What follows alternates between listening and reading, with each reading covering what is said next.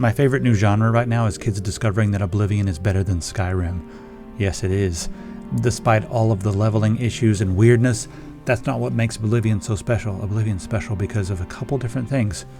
Shenanigans and shenanigans. We'll leave it there. I'm not making a video about that. We're making a video on modding. First off, who am I? I'm just some guy on the internet. I make some music. If you like it, I'll put links for it in the description. All the music you're hearing in the background was made by me. If you're making a mod for a game like this, you're making a Bethesda-like in this day and age, well, message me. If you need a writer too, I'd love to work. I just want to work in games, okay? But for now, I'm making videos on modding. There's a state of the world that we need to talk about. There's not really a good way to manage these mods yet. There are a few interesting tools. I've seen some people who have created very nice tools they made in Python to manage your plugins.txt file, manage your pack files and everything, manage your engines.ini or engine.ini and all your different ini configs. So those things are available right now, but here's my official stance on heavy modding of Oblivion Remastered. Truth is, wait. Just wait. Install a few mods that you know you want to play right now so you can start playing. But when it comes to doing big mods and doing, bigger stuff and doing all kinds of things, let's wait. Maybe when Mod Organizer adds another tab so we can manage the pack files and everything else. That'll be a whole nother thing, won't it? So we'll just wait, everybody. But what I'm going to do in this video is tell you my 10 or 15 mods that I have to use right now. I'm also going to give you a small preview of my next video, which is going to be about changing the way Oblivion Remastered work, and we're going to make Oblivion look a lot more interesting in my opinion in the next video. So if you're working on a Bethesda-like and you want some music, hit me up. Anyway, let's go ahead and jump into this. I'll cover how to install each of the different types of mods at the end of the video. Right now we're just going to go through them all. So if you're looking for that, there'll be a timestamp that says how do you install pack mods, and then another timestamp that shows you how to install all the other types of mods like the old school mods and everything, and then we'll do another timestamp for the ini edits. So simple enough. All right, so let's talk about the couple of things I'm doing right now. This is the one that I put together, this little mod. It's just a reshade, but it's more than a reshade because I've done some little ini edits down here that were inspired by Lumen Remastered. So I'll save this mostly for the next video, but it's gonna make your game look a lot more dramatic. It's gonna give you some more shadows, and it's also going to make it look a little bit dreamier. And I found that I've been able to turn down the anti-aliasing because I'm using a lot of bloom. I like a lot of bloom. You don't have to like it this way, that's fine, but I think everyone is going to want to be doing this. This is Lumen Remastered. And again, I'll cover this more in my next video, but the point of Lumen Remastered is turning down the skylight so that we can allow some shadows from things, because it's weird. Like if you've never used Unreal Engine, you don't know how any of this game development stuff works. Let me explain to you what the skylight is. The skylight is not the sun. That's the directional light. So that's where it's a little bit confusing. The skylight is just light that exists. It's the atmosphere, it's everything. It works underground, it works indoors. The skylight is just the light. It's just how much light is added to a scene.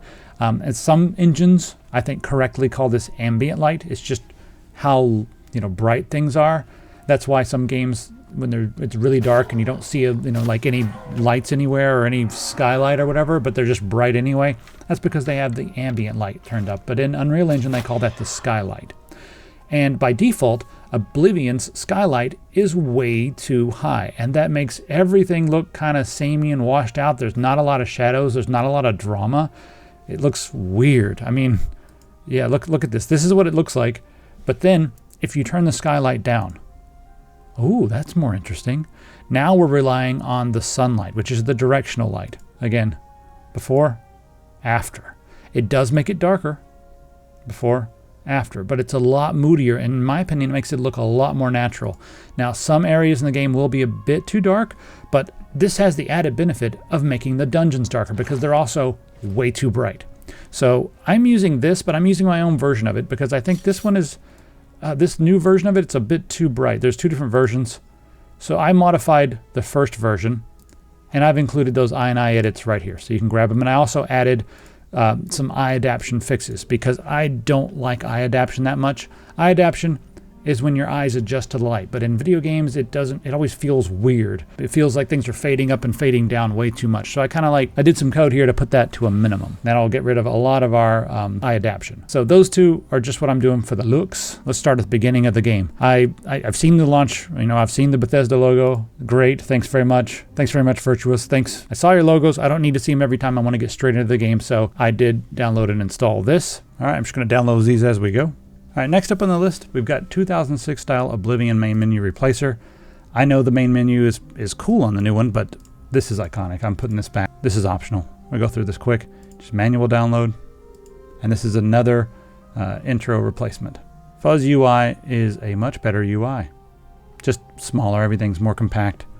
Kind of reminds me of, I don't know, Sky UI, whatever. I like the all item tab first. I like it at the end where I'm used to it. Let's talk about the way the characters look when they're young. I was kind of surprised that when you put the character on young, I was like, oh, they look 37. So the youngest that you can be in this game, 37 years old. Now, I don't want to be like a Japanese anime character and be like super powerful at 12 years old, but I do want to look like a late 20s something, because that makes sense to my brain for level 1. So we've got some new textures just for the young. There we go. Because look at that's the youngest you can be.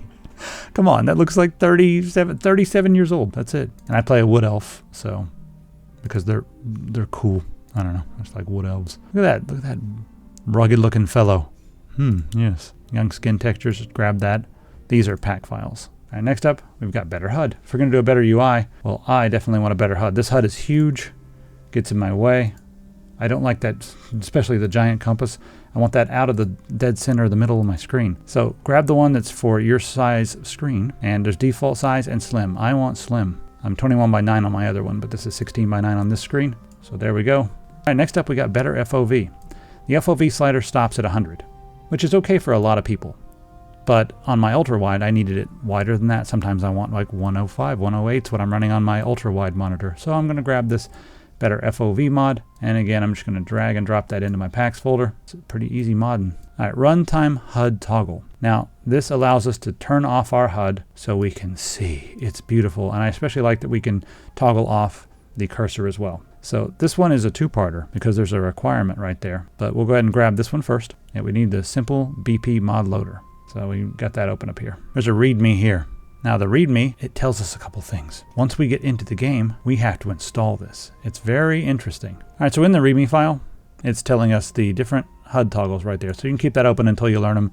It's just like control and all the buttons up by your 9, 0, plus, minus, all that stuff. And now we need, well, we don't need simple photo mode, but we need simple BP motor. If you want simple photo mode, you can get that. I am not actually using simple photo mode for one reason. Doesn't work with a lot of the changes that you make as far as the aesthetics and the visual stuff. It doesn't work with your reshades and all that sort of thing correctly because it's like a separate camera. Now you can set it up to work with the player camera, but do not do this. It will break your game. I mean, I've had some broken saves where I tried to mess with this, tried to hook the photo mode to the player camera so I could use all my edits, and ended up like separating the camera from my character and not being able to reconnect it, and it was just a mess. So there's another way to do photo mode, and I'll show you that in just a minute. So I'm not going to get photo mode. I'm just going to get the simple mod loader, which comes with photo mode. And right here you can just get that. And they're just pack files again. Simple enough. All right, moving right along. If you want photo mode that works, right now you're going to have to pay for it. And I do actually subscribe to this person on Patreon. This is Otis, and Otis has made an Unreal Engine unlocker. Now, what this means is, so Otis makes DLL injection files, and he makes them for a number of different games. Everything from Baldur's Gate 3, Nier Automata. I mean, actually, you name a popular game, he's probably made an injection mod for it. And what happens is he's able to inject a DLL file. He's got one for Unreal Engine 4 and Unreal Engine 5 games, so I actually use his stuff for MechWarrior and all that. So all you do is inject it, and then you can take over the camera and start doing some screenshot stuff. Pretty cool. Actually a lot more useful than the one that's pre-bundled, but it's going to cost you $5. You're going to have to come over here and join. Now, one thing that's cool is you can pay for 1 month of his Patreon, and then after that, download all the mods you want, all the different camera mods you want, Resident Evil, Crysis, whatever. Download all these camera mods, and then you can, remove your patronage and all that. So whatever you want to do. So let's talk about how the modding works And then we'll go through a bunch of the mods that I can't live without right now, even without a mod manager. There's a couple mod managers on the Nexus right now. Just tools, they're simple tools that people have created for themselves. They work pretty well, but I'm waiting for a mod organizer to add another tab for pack files and all the rest of the stuff for, Oblivion Remastered so that we can mod this correctly. But until then, I'm going to do it manually, and I'll show you how that works. Now, there are a few different types of mods. The first type are the type that work with Unreal Engine, and those are pack files that go into the pack folder. That's really easy. The next type of mod are your old school mods, because let's talk about how this works. We still have the creation engine, which is the heart of the game. It's the cake, all right? And then the icing on top of the cake, which is the part you see, that's just Unreal Engine. So that's really all they're using Unreal Engine for. It's just the aesthetics and lots of stuttery, buggy visual gameplay from an engine that overpromised and underdelivered. So yay, why did they not use the id Tech? Why did they not use id Tech? If it was just going to be the icing on top of the cake. Bethesda, why the hell did you not use id Tech? Anyway, so we're going to be dealing with Unreal Engine for the pack files, but the heart of the game, there's still BSAs and ESP files, which we need to activate. Luckily, there's just a plugins.txt folder where we add the mod load order. Remember how all that used to work? It's a lot easier than Rybash and all that. But Oblivion was always the most difficult when it comes to modding out of all of these Elder Scrolls games. So that's, I guess the type of mod number 2. And then number 3 are just INI edits, which I usually avoid for the most part because they do so many different things. But there are some that are pretty useful depending on your setup.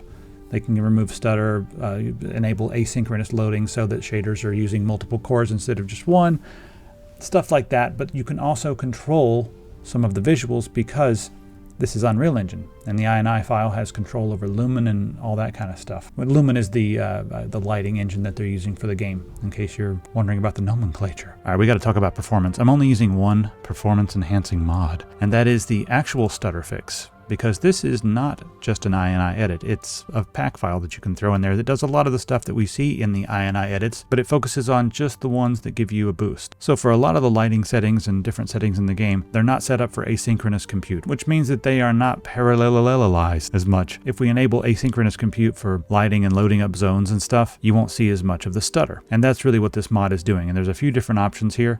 You've just got the stutter fix, and also they've combined their no vignette mod, so if you don't like the vignetting that you get when you're crouching, you can do that one. Then we have optimizations, and then we have the one I'm using here because I don't like the vignette, I want the optimizations, and I want the stutter fix. So I'm grabbing that one. Oblivion's performance is bad even compared to other Unreal Engine 5 games, and that's kind of sad because it looks really bad if you turn down the settings. It looks kind of average if you turn them all the way up, and that's kind of what we get with Unreal Engine 5 is the games do not run well if you turn everything up, but if you turn the settings down, they look terrible. So yeah, they look flat and like the lighting looks weird. So most Unreal Engine 5 devs seem to be all in on fidelity, which is going to look really bad in a few years, and they've completely forgotten about style. So I think we need some more band-aids, but this is the only one I'm using right now until we get a few more, but I think this one does a pretty good job. I'm also going to avoid the unofficial Oblivion Remastered patch. If you want to know why, look up this modder right here. My main gripe, other than the fact that they DMCA other modders who make mods that do similar things, my main gripe is that they generally call things bugs that aren't bugs. Like in Skyrim, they removed anything that had to do, any items that had sort of like wind magic, they removed them from the game because there is no wind magic in Skyrim. That's the kind of stuff that they're fixing with their patches. So you can go through the extensive patch notes. I mean, they're a very good modder, and see if it jives with you, and then you can make your decision. But I'm going to wait for an unofficial Oblivion Remastered patch before I mess around with this. So, yeah. Now, in order to install some of these files, we got to open up our Steam here and move away from Dusk. All right, click on Oblivion. There's a cog over here. Click on that, and then click on Manage and Browse Local Files to our Oblivion Remastered folder, which has an Oblivion Remastered folder inside it because they're crazy. I don't know. Now we've got all these directories here. So you got content, and inside content, we've got packs. Now packs are the Unreal Engine stuff. It's kind of like a WAD, but for the Unreal Engine. So inside here, we want to make a new folder, and we're going to call it tilde, which is the little squiggly line that you have to hold shift on to hit up beside the number 1, and then just mods. So tilde mods. Inside there, we can drop all of our pack files. If the pack files come in a folder structure, you can drop that entire thing in there. So let's smack that over there. Fuzz UI is a pack file. And then go into your mods folder, drag and drop the whole thing in there. Now we have a better UI. Let's cover a few of what I'm going to call old school mods. I don't know, they're like the ESP files and stuff. Now these are a little bit different. I've got a few of those here. NPC catch fire and increased bow speed. The bow speed is so slow. So let's download this increased bow speed and I'll show you how to install that. All right, so if you have the deluxe edition of the game, now this was confusing at first because I was like, deluxe? What is, oh, I have the deluxe version of the game. So yes, I do have the deluxe version of Oblivion Remastered. So I'm gonna use deluxe and this one. If you don't have the deluxe version, just use this one. Now I'm going to show you where to install this. Head back over to your Oblivion Remastered folder, click on the Oblivion Remastered, go to Content, you're looking for Dev, and then we're going to OBV Data, and inside here there's another folder called Data. And these are all the old school BSA and ESP files. These are like the old files that we used to use when we were modding Oblivion. This is the brains of the game. So I'm going to drop both of those in there. Now there's another step here. You're going to need to open up plugins.txt, and you'll see there's all of our plugins. I don't want to open it with that. Oh, I want to open it with this. So there's all of our plugins. Now what I need to do is I need to tell it that there's new stuff in here. So I'm going to grab this entire thing. Just add these to the list. I'm going to add them in order. And this one, I'm just going to copy this and put it in the list. Now what this is doing is just telling, you know, Oblivion to load up all this stuff, all these ESPs when it launches, and in this order. So there we go. I'll leave this open because there might be some more stuff that we're going to throw in there. Next up, NPCs catch fire. This just makes sense. Why not? Why wouldn't they catch fire if they ran through a fire or fell into a fire? Yeah, may as well. It's kind of whatever, but into the folder with all the ESPs. There we go. Drop it in there. And then we've got to add it to our list. Next line, save. All right, the last mod is important, because some of the old voices for key characters were changed. And it's cool that they expanded the voices because, yeah, Oblivion did not have that many voices. But there are a few key characters that just, it's different, weird that they changed. So this mod puts back some of the key character voices in the game. I may or may not have internet. Just now, like 2 seconds ago, the power went out. And it was out for the whole place for, I don't know, 10, 15 seconds. But it shut down my connection to the internet. And now it's offline again, so I'll put a link to that thing because I'm offline even though I'm, you know, I'm back making the video again. And luckily it recovered, so.